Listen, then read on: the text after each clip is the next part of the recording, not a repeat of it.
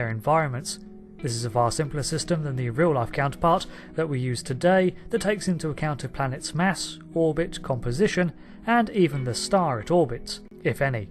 The use of the simple letters attributed to a planetary object is probably derived from the star classification system, where O, B, A, F, G, K and M indicate the colour of the star. That's a simplification, and I'm sure astronomy buffs out there can explain it a lot better. In universe though, the system adopted by Starfleet was in fact one created by the Vulcans, which makes sense, as in the early days of exploration, many of the star charts that Starfleet used were given to them by the Vulcan High Command. There are a few confirmed classifications that we find throughout the shows, and a myriad of others that come from materials such as books, including star chart atlases. But we'll begin with the confirmed classifications. Also, if I refer to human life, I generally mean oxygen, nitrogen, humanoid species from Trek. It's just quicker to say. So, let's play the alphabet game, but Star Trek style, and already I'm failing at the alphabet because I'm starting with M. An M-class world, short for the Vulcan term Minshara, makes up a very small percentage of the universe, but are the most visited in the series. This is because an M-class world is any planet that can support oxygen, nitrogen, breathing life, which included surface water and required very little adaptation to survive on the surface. Earth is obviously an M-class world, as is Vulcan. Despite the heat, which humans would find uncomfortable, a human beaming down to Vulcan would require no breathing apparatus, nor environmental suit. There was a subcategory of classifications for the M-class, 1 through to 4, but all were considered habitable and prime real estate for colonisation. Next to this we have the Class L. Class L planets are also habitable by most humanoid life, but have some feature that prevents them from being easily colonisable, such as a thinner atmosphere. These planets are very close to the M class, and with a little terraforming could easily support humans and others. Of course, they may have their own life forms already, so terraforming a planet might not be a great idea. An example of a Class L is the planet that featured in the DS9 episode The Ascent that Odo and Quark crash land on. It had vegetation, but none of it was edible, and it didn't have any fauna, therefore the environment by itself could not support human life. A Class K was a planet that required atmospheric domes for human habitation, so we're talking about a solid surface and tolerable gravity, but usually the atmosphere, temperature or other factors would kill if not for the protection. Colonies on this type of world are still not uncommon, but usually completely reliant on outside deliveries. A Class J planet is a gas giant akin to our own Jupiter.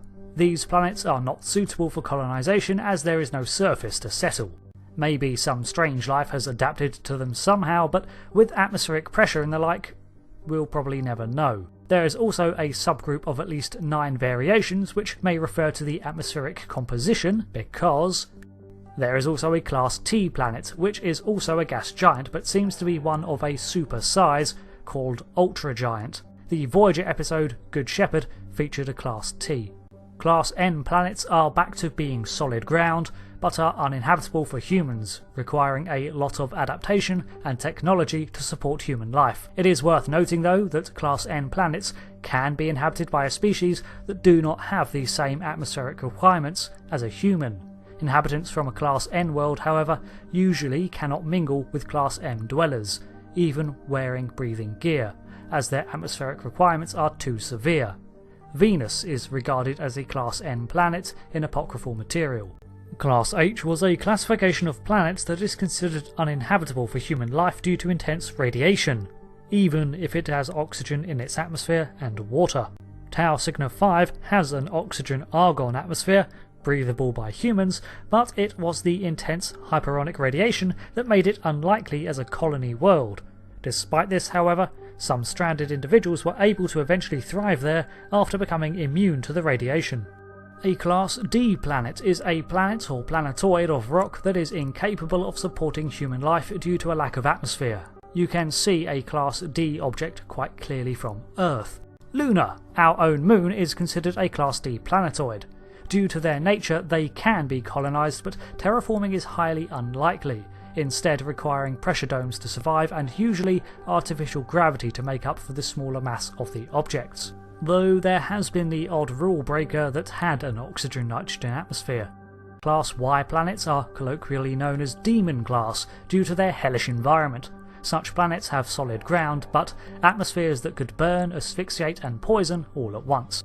These planets were even damaging to most technology and starships, and best avoided unless absolutely necessary. A Class Y planet was encountered and landed on by the USS Voyager in the episode Demon. Any life encountered here is going to be unlike anything humanoid. Type R is a terrestrial planet. Usually these planets are uninhabitable, but now we're moving into the unconfirmed territory.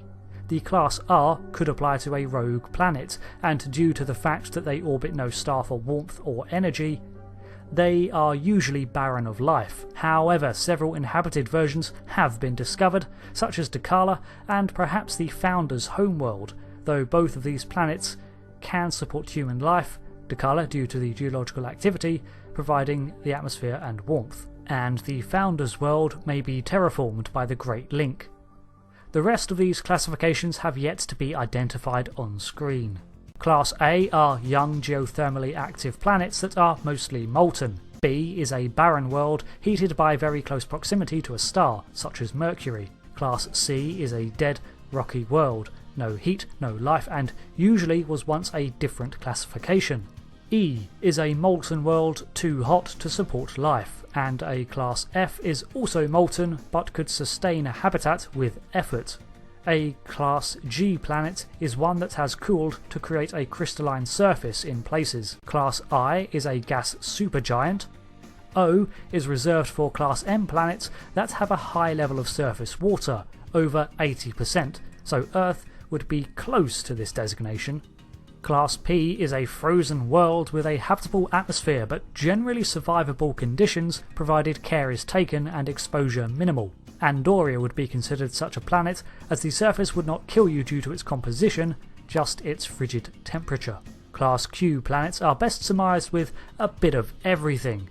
These planets are generally presented as habitable but are subject to extreme fluctuations that are extreme enough to change the classification of the planet. The Genesis planet would be one such short-lived example, and the Class S is another type of gaseous ultragiant. So there we have it. These are the known and speculated classifications of planetary bodies in Star Trek. I wonder what classifications U, V, W, X and Z are for. Then again, they might well not exist. I mean, what are the odds that there are as many planet types as there are letters in the English alphabet? Wait, for that matter, wasn't this based on a Vulcan directory? How many letters do they have? Whatever. Thanks for watching this video, and if you had to make up a type for a Class X planet, what would it be? I'm going to go with a planet that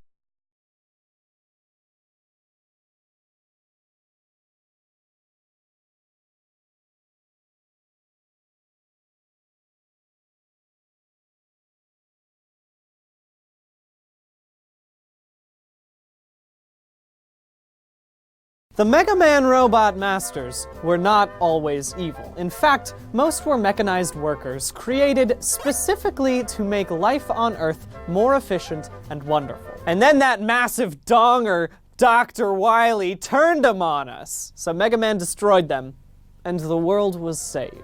But just how useful were these robots? And were they useful enough to chance a robot uprising? What if someone ranked every single Mega Man robot master from most to least useful to see which ones were really worth the risk?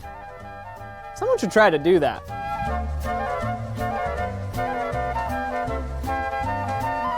It's me, I'm the one who's gonna do that. Before I get started on the gradients of worth it to not worth it, I'm gonna talk about the protagonists, or the good guys, even though some of them aren't specifically good. A lot of these robots were built to be sentient for the sake of being sentient, and I do not feel at all qualified to discuss the philosophical implications of that. So I'm gonna put them over here. Mega Man, Mega Man X, Mega Man Red, they're all over here. I'm not gonna touch that. So what kind of robots are good when they're sentient? I think that it's things humans cannot do. Things that perhaps